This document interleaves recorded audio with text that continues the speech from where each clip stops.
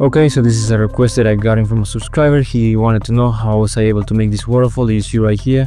You know, it's just a few particle systems and along with a dynamic texture that I obtained from one of the props that is used on Anubis itself, and it's several layers. So let's go into Hammer so you see how it's done.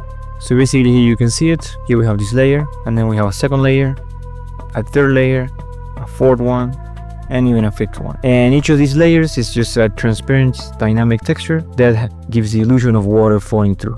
You can see it more clearly, see the trees behind it.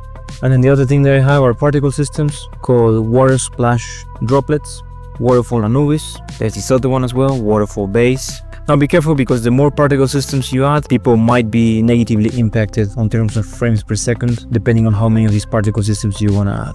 Now I could also add dynamic textures, to simulate like water vapor, around the area. And at the very base, what we have is another Anubis texture. Let me go into all lighting so you can clearly see it. Materials Anubis water coasts, and I use the blend painting tool to basically just paint it. Before you do that, make sure to subdivide the face. So let's say I want to add something here. There you go. This auto blend painting. Yes, perhaps like this. Please, right here I'm within this map, so let's find that texture.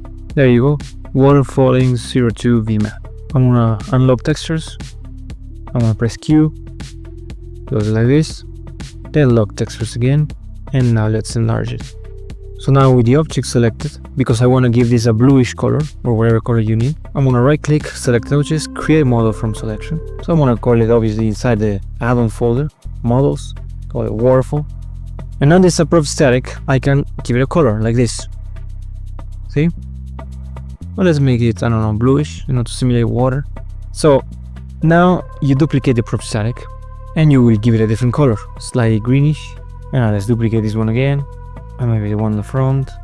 So essentially this is the effect. It is this texture right here that you see is pure white. Now you do is convert it to a prop static. Now one important thing is, in the same way that I use it for the water right here, you will want to use a post-processing volume, so that in this way, when the player walks past the waterfall, his vision will be blurry at all of this behind the waterfall like this. So this entity is a post-processing volume with underwater V-post. Let's build it.